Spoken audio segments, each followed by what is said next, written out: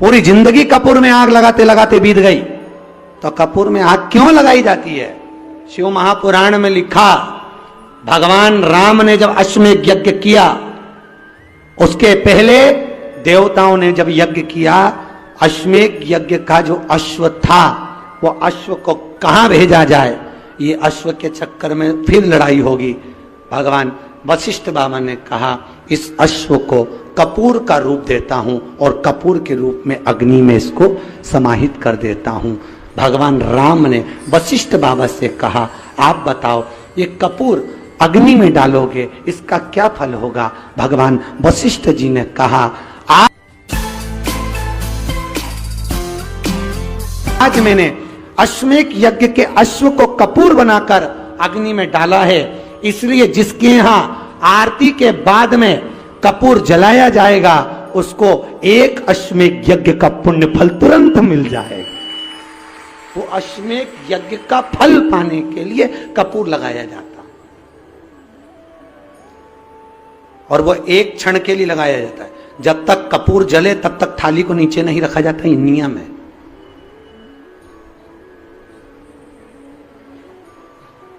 पर आज के जमाने में तो आरती चालू हो, जब से कपूर लगा के बैठ जाओ, क्योंकि हवा इतनी चल रही है, कब बुझ जाए। गलत है, ये शास्त्र विधान के विरुद्ध है, उसकी कोई विशेषता। आज ये दो बहन की आपस में, ये दो बहनों की कभी नहीं बनी। एक दो बहन का जोड़ा ऐसा है जो गड़बड़ है।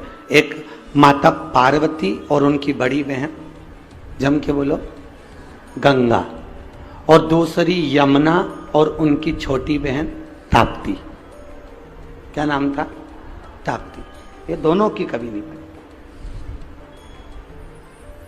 गंगा ने, पार्वती और गंगा के बीच में विवाद हुआ, आपको कथा में सुनाया। ताप्ती और यमुना के बीच में भी विवाद हुआ। एक दिन यमुना जी का नियम था कि जिस समय यमुना के घाट पर भगवान रास करेंगे, उस समय पर यमुना ठाकुर जी के श्री विग्रह पर आए हुए पसीने को पोंछने के लिए जाएगी।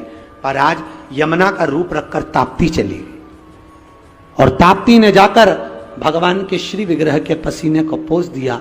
तब यमुना जी आकर देखी तो मेरी छोटी बहन यहां खड़ी थी।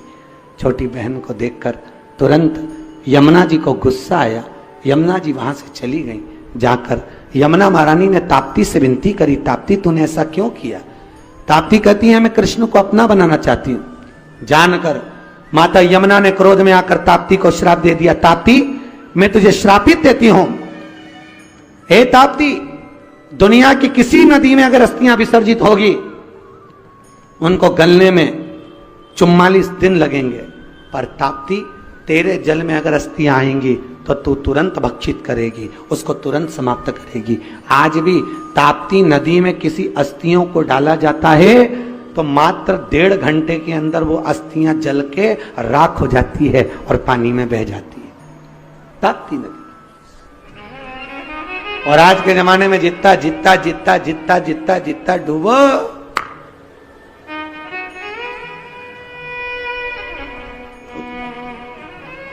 क्यों? पहले के जमाने में वास्तु नहीं होता था दोष, पहले के जमाने में पितृदोष नहीं होता था। क्यों? क्योंकि घर की मां घर के परिंदे में से, मटके में से लोटा भरती थी, और घर का रसोई घर के बीच होता था। पूरे घर में परिंदा पितरों का स्थान होता था। वहां से पानी भरकर पूरे घर में से निकलकर शंकर जी को चढ़ाने जाती थी। तो उसी लोटे में परिंदे का पानी जाता था तो पितृदोष, और घर में से निकल के जाती थी तो वास्तु दोष। दोनों शंकर को समर्पित हो जाते थे, इसलिए दोनों दोष घर में नहीं होते। आज के जमाने में मंदिर का ही लोटा, मंदिर का ही पानी और मंदिर का ही सब।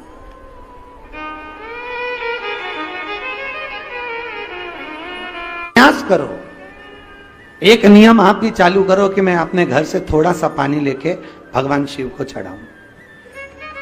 तुम्हें बात, महाराज शिव महापुराण तो यहां तक कहती है कि आपका कोई काम अटक रहा है, कोई काम नहीं हो रहा, बहुत परेशान हो गए, बहुत थक गए उस काम के लिए, सबके हाथ भी जोड़ लिए, सबके पास होकर आ गए, पर वो काम बढ़ ही नहीं रहा। तो निवेदन करते हैं, घी के दिए में काली तिल डालकर सोमवार के दिन शंकर जी के मंदिर के सामने तुमरुका जी का नाम लेकर दिया लगाकर, जिस काम को तुमने दुनिया के आगे कहकर देख लिया, कर देख लिया, नहीं हुआ, उस कार्य को एक बार दिया लगाकर निवेदन कर फिर जाकर देखना, काम आगे बढ़कर ही रहेगा, छूटेगा नहीं, अग्रणी। कोई सहज नाम नहीं है तुमरुका जी का। कौन है तुमरुका?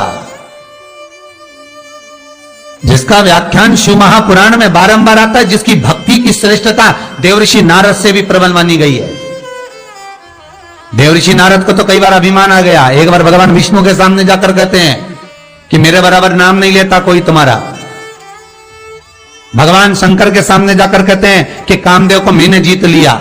ब्रह्मा जी के पास जाकर कहते हैं कि सृष्टि का निराकरण करना आपका काम है, पर मैं सारी सृष्टि का भ्रमण कर लेता हूं एक क्षण में। जो देवऋषि नारद इंद्र के सामने जाकर कहते हैं कि तुम्हें सत्ता का आधिपत्य जताना नहीं आता, आधिपत्य कैसे कहते हैं वो जानते नहीं हो आप। वो देवऋषि नारद जिनके भीतर भजन का बल, तप साधना का अहंकार इतना ज्यादा हो गया था कि देवताओं को भी कई बार देवऋषि नारद को नीचा दिखाने के लिए बंदर का मुख लगाना पड़ा था, अहंकार को छोड़ने के। पर उसमें भी प्रबल तुमरुका जी जो शिव महापुराण की कथा कर रहे हैं, उसमें भी प्रबल।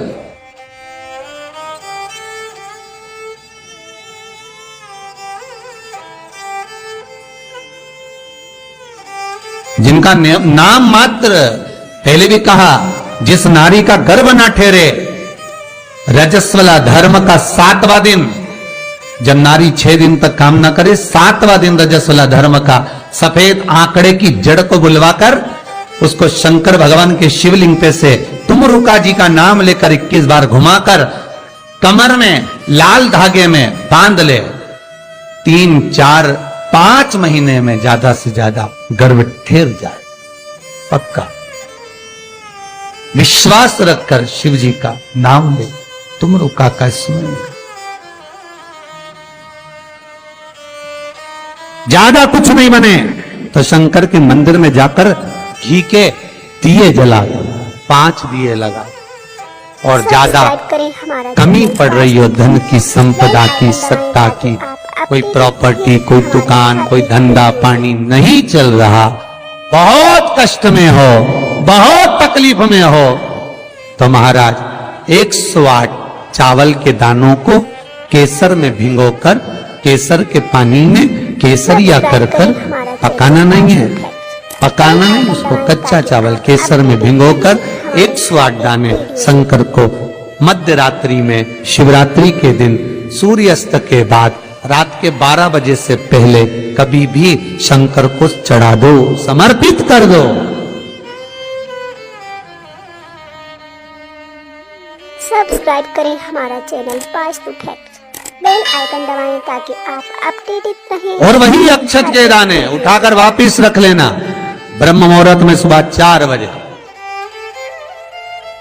बस फिर बाबा पे सौंप देना। जितनी शिवरात्रि आती जाएंगी उतना धन बढ़ता चले जाएगा, बाबा पर संपूर्ण। इतने उपाय हैं और सारे उपाय यहीं से बताए जाएंगे, नीचे से कुछ नहीं। नीचे उतरने के बाद हमें कोई मतलब ही नहीं, हम क्या बोले ना बोले हमें उससे मतलब नहीं। ये व्यासपीठ श्री सुखदेव जी की है, ये व्यासपीठ श्री व्यास जी महाराज की है, ये व्यासपीठ श्री सूत जी महाराज की है, और ये व्यासपीठ इन सबसे पहले मेरे देव अधिदेव महादेव की है, जिन्होंने अमर गुफा में अमर कथा माता पार्वती को श्रवण कराई थी। बाकी के तो सुखदेव जी, व्यास जी, सूत जी, ये सब बात के, पर सबसे पहला वक्ता मेरा शिव है।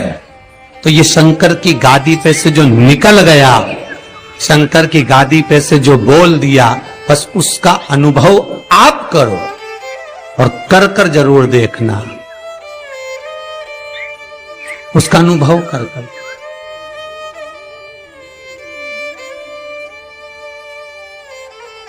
सुबह 6:42 पर इंदौर से किसी बहन का फोन था, रोते हुए आया था।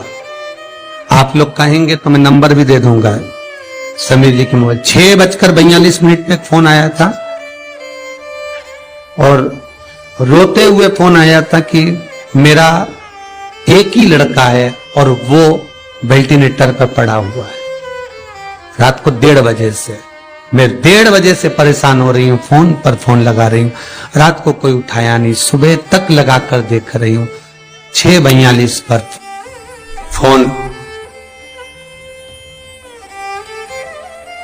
प्रयास रहता है सब उठाते हैं, रात को सब सो गए, सुबह लेट नींद खुली, हम ही हाथ में फोन आ गया और हमने उठा लिया। हमने कहा बहन क्या बात है? बच्चा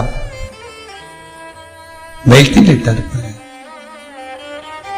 उपाय करा कोई सा? डॉक्टर अंदर जाने नहीं दे रहे। बच्चे के कपड़े हैं घर में है, पुराना कपड़ा है जो पहनता हो रोज डेली में, कोई लोवर टी शर्ट कुछ ऐसा, हाँ है। बस उस कपड़े को रख, एक कलश में अच्छा पानी भर ले और उसी में दूध डालकर, बेलपत्री डालकर शिव को समर्पित करना प्रारंभ कर दे। 11:30 बजे दोपहर में फोन था, वेंटिलेटर हट चुका है और बालक स्वस्थ हो गया। करना आपको है, हम तो केवल बता सकते हैं, और वो भी ये शिव महापुराण में जो लिखा होगा, स्कंद पुराण में जो दिया होगा, इन पुराणों में जो होगा वो बताना है, इससे हटकर कुछ नहीं। ऐसी फालतू बातें ढेर सारी तो बताने वाले ढेर सारे पड़े। पत्रिका दिखाने जाओ, तुम्हारे ऐसा कर देंगे, वास्तुशास्त्री के पास जाओ, ये पाइप बदल दो, ये कमरा बदल दो, ये जगह बदल दो, किसी के कोई के पास भी जाओगे तो कुछ ना कुछ तो दे ही देगा। और यहां से तो केवल ना कोई भभूति है, ना कोई हमारे पास में जल है, ना हमारे पास में कोई बेल है, ना हमारे पास में कोई बाबा जोगी है। हमारे पास में तो ये शिव महापुराण है। इसमें जो बाबा ने लिख दिया, शंकर जो कर दिया, कह दिया, बोल दिया, बस उसी का स्मरण आप कर लीजिए। मुझे विश्वास है वो दुनिया का दुख हरने वाला आपके दुख भी हर लेगा, इतना विश्वास रखता हूं। कितना सुंदर संवाद शिव महापुराण की कथा कहती है, कितना सुंदर कहती है कि आप किसी मंदिर में, शिवरात्रि हो, सावन का महीना हो, शंकर जी के मंदिर में अगर अर्चना चल रही है, उपासना चल रही है, पूजन चल रही है, अगर मालूम पड़े शिव के मंदिर में आज त्योहार वाला दिन है, सावन का दिन है, शिवरात्रि का दिन है, भगवान के तो सभी भगत आएंगे, हजारों लोग आएंगे। भाई सास अगर बीमार है तो मिलने तो बहन बेटी भी आएगी, कोई भी आएगा, भले तुम्हारा लड़ाई हो चाहे झगड़ा हो, आएंगे तो सब ना। नहीं आएंगे तो लोग कह देंगे बताओ अम्मा बीमार पड़ी रही और जीजी एक दिन देखने नहीं आई, बोलेंगे कि नहीं बोलेंगे? सावन का सोमवार, शिवरात्रि का दिन अगर कोई शंकर के मंदिर नहीं जाएगा तो लोग क्या कहेंगे? बताओ आज शिवरात्रि के दिन घर में पड़ी हुई है, भगवान के मंदिर नहीं गई, कितना बुरा लगेगा। घर में सास बीमार पड़ी रहे और नंदों से कितनी भी लड़ाई हो, भाभियों से कितनी भी लड़ाई हो, देवरानी जेठानी से कितनी भी लड़ाई हो, अगर एक नहीं आए ना, अभी देवरानी देखने नहीं आए तो जेठानी आग लगाने में पीछे नहीं हटेगी। देख लो, सास ने पूरा भर दिया, एक दिन देखने नहीं आई, देख लो। अरे बोलो तो जितने ऑनलाइन सुन रहे हो, सही है कि गलत है? तुरंत कहिए। और शंकर भगवान की आराधना कोई तो निवेदन है, जिस दिन भगवान शंकर का उत्सव हो, जिस दिन कृष्ण जन्माष्टमी, रामनवमी, शिवरात्रि, श्रावण का महीना, जिस दिन भगवान के उत्सव हो, निवेदन हो, उस दिन सब दर्शन करना चाहेंगे, सब मिलना चाहेंगे। पर कुछ लोग 1000, 2000, 5000 की रसीद कटवा के शंकर जी के आसपास ऐसे बैठ जाते हैं कि इनके बाप की जागीर है, दर्शन भी नहीं करने देते, पानी तक नहीं चढ़ाने देते। उधर जाइए, दिख नहीं रहा, अनुष्ठान चल रहा, दिख नहीं रहा, सेवा चल रही है। शंकर भगवान, पार्वती जी बोली बाहर लोग खड़े हैं, शंकर भगवान बोले अपन तो खुद इनके 2000 में पड़े हैं, सब्सक्राइब करें, बैठे रहो, बिक गए 4000 में, 2000 में, 5000 में। हमारे हर एक वीडियो से मंदिर में भगवान को बेचना नहीं है, फिर कहूंगा कुआं, बावड़ी, तालाब और भगवान, गुरु, संत, साधु सबके लिए होता है, किसी एक का नहीं। सब्सक्राइब करें हमारा चैनल वास्तु फैक्ट। शिवाय बेल आइकन दबाएं ताकि नमस्तुभ्यं। आप अपडेट रहें हमारे श्री हर वीडियो से। शिवाय नमस्तुभ्यं। श्री शिवाय नमस्तुभ्यं। तुम्हारा पति यमराज तुम्हारे साथ में रहता है, तुम दक्षिण दिशा की मालकिन हो और यमराज तुम्हारे स्वामी है। पूरब, पश्चिम, उत्तर, ये 3 दिशा में जो शंकर की आराधना करेगा, शंकर कभी उसकी कामना पूर्ण नहीं करेगा। जो दक्षिण दिशा में बैठकर शिव का जलाधारी उत्तर की हो और दक्षिण दिशा में बैठकर यदि 1 लोटा पानी भी चढ़ा देगा, शंकर उसकी कामना पूर्ण कर देगा। अब दिक्कत यहां अड़ी पड़ी एक है कि शंकर जी के मंदिर में भी पंडित जी पूजन कराने बैठते तो पूरब का मुंह करो, पश्चिम का मुंह करो, और दक्षिण में नहीं करने, दक्षिण में बैठने नहीं दे। पर शिव महापुराण कहती है, गर्भ संहिता, लिंग पुराण, स्कंद पुराण कहती है कि शंकर की आराधना आप 3 दिशा में कहीं पर भी बैठकर करोगे, शिव स्वीकार नहीं करता। पर दक्षिण की ओर बैठकर 1 लोटा पानी भी चढ़ाया है, शंकर स्वीकार कर लेता, शंकर उसको पा लेता। अब दिक्कत यह है कि कई लोग कहते हैं हम तो पूजन करते, भगवान नहीं सुनता, तो दिशा देख ले पहले कौन सी बैठी थी इतने दिनों से, तो किस दिशा में मुंह रखकर पानी चढ़ाया वो बता हमको पहले। शंकर जी ने नहीं सुना, थोड़ा बड़ा ही आवाज, गला गड़बड़। अगर शिव जी ने नहीं सुना आपका, तो क्यों नहीं सुना?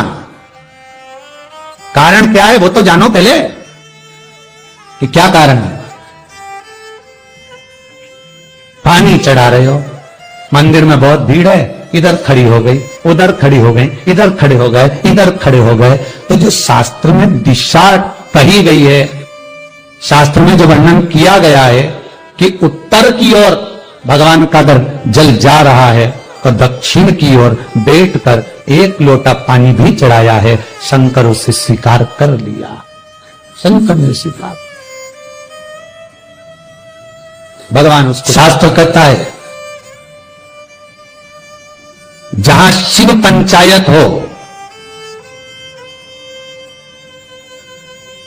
कई लोग कहते हैं जहां कार्तिकेय जी हैं, गणेश जी हैं, पार्वती जी हैं, शंकर जी हैं, ये शिव पंचायत है। नहीं, शिव पंचायत में कार्तिक नहीं आते।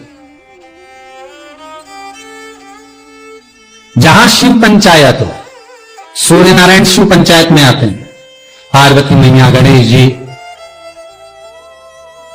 मेरे भगवान नारायण, भगवान शिव, ये शिव पंचायत के अंतर्गत आते। पर आपके नगर में, आपके गांव में, आपके क्षेत्र में कहीं शिव पंचायत मंदिर हो, शिव पंचायत विराजमान हो, तो 1 लोटा पानी उसमें शमी के, इसके जो पत्ते होते हैं शमी के पौधे के, तो ये शमी के 21, 11 या 31, आपको ज्यादा प्रॉब्लम है तो 31 पौधे शमी के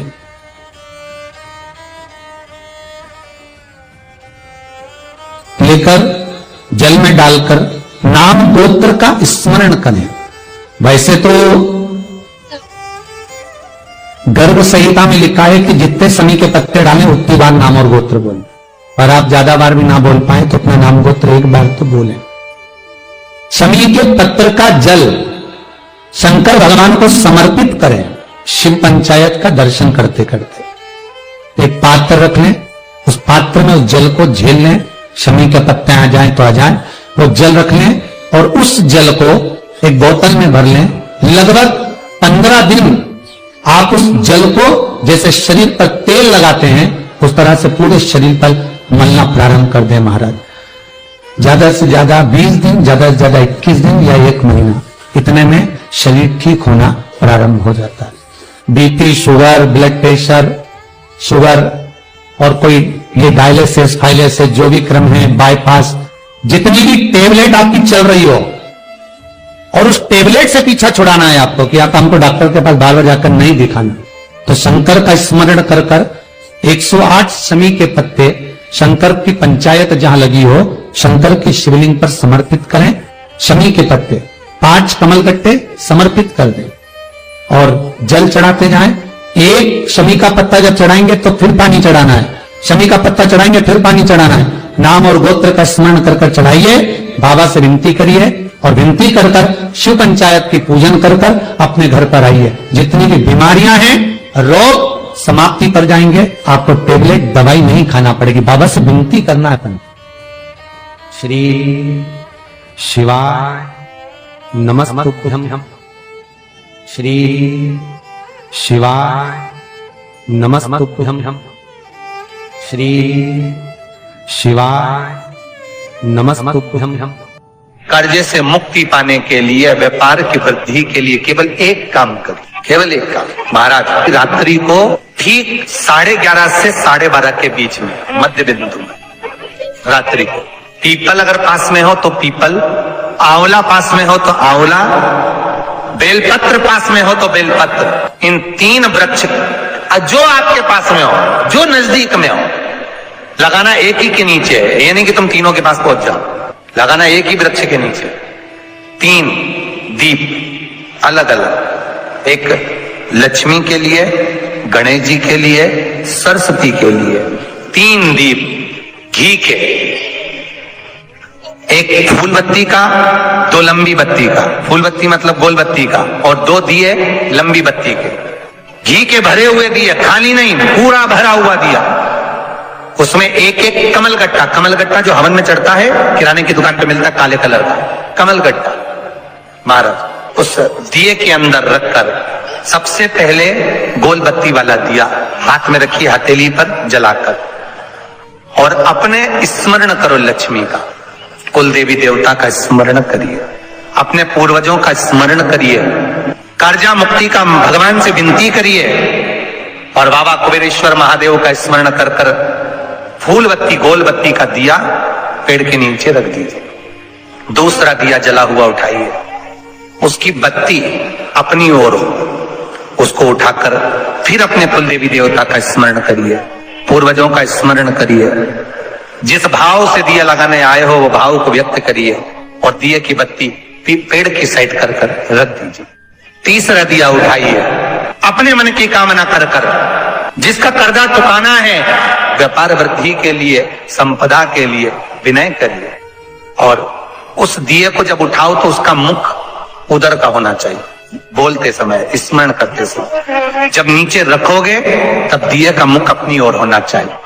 झोली पसार कर वृक्ष के नीचे प्रणाम करिए, नमन करिए, और झोली को वापिस अपनी ओर गिरा लीजिए, घर चले जाइए, पलट कर मत देखिए, सीधे घर प्रवेश करो, और घर में जाकर अपने लक्ष्मी की जो पूजन करी है वहां प्रणाम कर लो साहब। 1 रुपया पूजन वाली जगह पर जहां लक्ष्मी की पूजन करी थी वहां 1 रुपया कोई रखा हो, कोई चांदी का सिक्का रखा हो, उसको उसी समय अलमारी में या तिजोरी में पटक दीजिए। जिंदगी में कभी संपदा की कमी नहीं आ सकती, कितना भी कर्जा होगा, माता लक्ष्मी, गणेश और सरस्वती, भगवान कुबेरेश्वर महादेव साल भर के अंदर ये सब व्यापार खींचेंगे कि तेरा कर्जा चुक जाएगा। दूसरी बात, तुझे पर कर्जा होगा ही नहीं।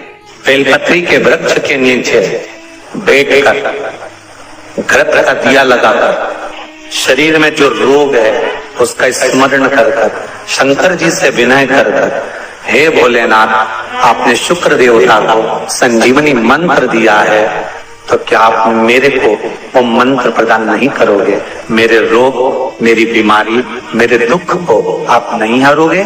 शिव से कहो, ये शरीर आपने दिया है और भजन करने के लिए दिया है, स्मरण करने के लिए दिया है, कीर्तन करने के लिए दिया है, तो संभालोगे भी आप। और बेलपत्री की ओर मुख कर घी का दिया लगाकर महामृत्युंजय मंत्र का स्मरण कर लेने पर धीरे धीरे धीरे धीरे धीरे धीरे वो रोग समाप्ति की ओर आता चले जाता है। फिर निवेदन करूंगा, दुनिया में ऐसा कोई समस्या नहीं, जिस समस्या का कोई निदान नहीं, हर समस्या का निदान है, पर निदान किसी दूसरे के पास नहीं, निदान केवल मेरे भोले नाथ के पास में है। आपको अगर किसी समस्या का सफल आनंद चाहिए तो शंकर की शरण में जाओ।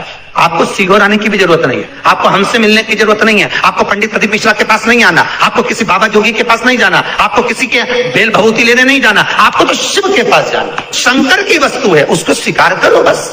शंकर की वस्तु को स्वीकारिए, शंकर की वस्तु को स्वीकार करना चालू कर दीजिए। अरे भाई, शिव महापुराण की कथा तो यहां तक कहती है, यहां तक वर्णन कर रही है, जिस व्यक्ति की नौकरी नहीं लगती, सर्विस नहीं लगती, हर जगह पर अप्लाई कर रहा है, बार बार इंटरव्यू देने जा रहा है, लगातार उसको अगर सफलता प्राप्ति नहीं हो रही है तो धतूरा ढूंढो। धतूरा कहीं बाजार में नहीं मिलेगा, किसी वृक्ष से धतूरा तोड़ लिया, कुछ मत चढ़ा, तू शंकर जी के मंदिर में जाकर तेरा नाम और गोत्र बोल और शिव जी को धतूरा चढ़ाना चालू कर दे और बाबा से विनती कर, धतूरा चढ़ाना चालू कर। अब धतूरा कोई बहुत कीमती होता है क्या? बहुत पैसे का मिलेगा क्या?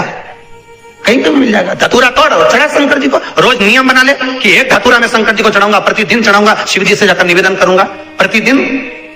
शंकर जी की प्रिय वस्तु में धतूरा, बेलपत्र आदि आदि की तो है, क्या है? चढ़ा रोज एक धतूरा, फिर वही धतूरा जिसकी यहां तू इंटरव्यू देने जा रहा है उसी के सिर पे चढ़ गया, जो तूने शिव जी के चढ़ाया वही धतूरा वहां चढ़ा है, तो क्या चिंता करता?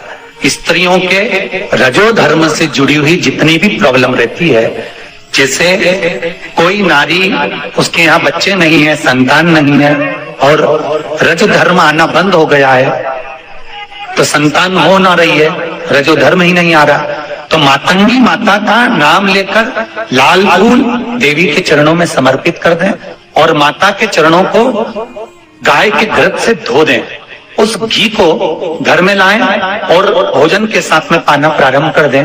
मातंगी माता का नाम लेकर करेंगे यह उपाय तो नारी का रजो धर्म आना प्रारंभ हो जाता है। रजो धर्म से जुड़ी जितनी भी प्रॉब्लम है वो मातंगी माता के नाम से ही पूर्ण हो जाएगा। शंभेश्वर महादेव शंकर जी का एक नाम है, शंभेश्वर महादेव।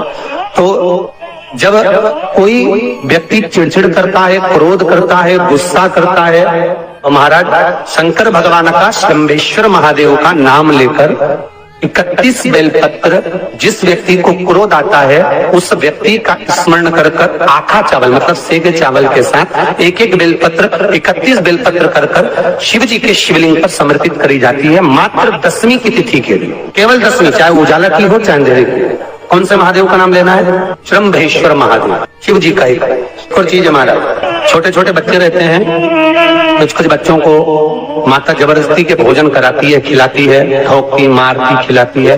कुछ बच्चे ऐसे रहते हैं वो कुछ खा ही नहीं पाते, मुख में दो और वॉमिटिंग कर देते हैं, उल्टी कर देते हैं। ऐसे बच्चों के लिए या जिस व्यक्ति को एक संशय मेरी माताओं के मन में आता है कि हम जिस मंदिर में जाते हैं उस मंदिर में अगर मान लो किसी मंदिर में नंदी नहीं है और नंदी रख दो तो कोई दोष लगेगा? अरे बोलो तो सही नहीं। किसी मंदिर में हमने अगर बल्ब बंद हो गया, लाइट नहीं है तो हम बल्ब लगा सकते हैं। शिव मंदिर में अगर शंकर भगवान का शिवलिंग रखा हुआ है और वहां कोई व्यवस्था तुमको करना है तो कोई दूसरे के आस लगा कर बैठोगे क्या कि वो व्यवस्था कर कर जाएगा? देवाधिदेव महादेव से कहकर जाना कि किसी शंकर के मंदिर में अगर कोई काम हो रहा है और हमारे माध्यम से अगर शंकर के मंदिर में एक ईंट भी लग जाए तो ये शिव की कृपा ही होगी, वो भंडार भरने वाली, खाली नहीं जाता। तुम जितने व्रत करोगे, उपवास करोगे, दान करोगे, पुण्य करोगे, सत्कर्म करोगे, वो तुम्हारे मरने के समय पर हो सकता है खत्म हो जाए, क्योंकि 10,000 रुपए महीना तुमने कमाया, उसमें से 1,000 गैस की टंकी का गया, बोलो सही है कि गलत है? 1,000 रुपए ट्यूशन में गया, 1,000 रुपए सब्जी में गया, 1,000 रुपए दूध में गया, 1,000 रुपए बीमारी में गया, 1,000 रुपए ट्यूशन में पहुंच गया, किराया मकान का किराए में चले गया। तो तुमने जो 10,000 रुपए महीना कमाया, तुम्हारा खर्चा तो बढ़ते गया, बढ़ते गया, बढ़ते गया, और मालूम पड़े ऊपर से कर्जा हो गया। उसी तरह तुमने व्रत करा, पुण्य कमाया, तुमने तप करा, पुण्य कमाया, भजन करा, पुण्य कमाया, सत्यनारायण जी की कथा कराई, पुण्य कमाया, भागवत सुनी, पुण्य कमाया, शिव पुराण सुनी, पुण्य कमाया। तुमने पुण्य तो बहुत सारा इकट्ठा करा, 10,000 रुपए महीने जैसा कमा कर रखा, और तुमने पाप भी तो करा। किसी को गलत दृष्टि से देख लिया, पुण्य गया। तुमने गलत बोल दिया, पुण्य गया। तुमने आड़ा टेढ़ा सोच लिया, पुण्य गया। तुमने किसी को टोना मार दिया, पुण्य गया। पुण्य तो गया ना, पुण्य तो समाप्त हुआ। अब मरने का जब समय आया तो सारा की सारा पुण्य समाप्त हो गया। और शिव महापुराण का विद्येश्वर संहिता कहती है, शंकर के मंदिर में किया गया दान, शंकर को चढ़ाया गया 1 लोटा पानी, शंकर को चढ़ाया गया 1 चावल का दाना, शंकर को समर्पित किए गए 1 बेलपत्र, शंकर भगवान का नाम जाप, शिव के नाम का उच्चारण और शिव महापुराण की कथा, शंकर का गुणगान किसी भी रूप में मनुष्य कर लेता है, सारे व्रत उपास दान पुण्य समाप्त हो सकते हैं, पर शंकर का किया गया पुण्य कभी समाप्त नहीं। शिव का किया गया गुणगान कभी समाप्त नहीं होता, शंकर का किया गया स्मरण कभी समाप्त नहीं होता, क्योंकि जो शिव के लिए किया जाता है वो समाप्त नहीं होता, वो कभी समाप्त नहीं। महाराज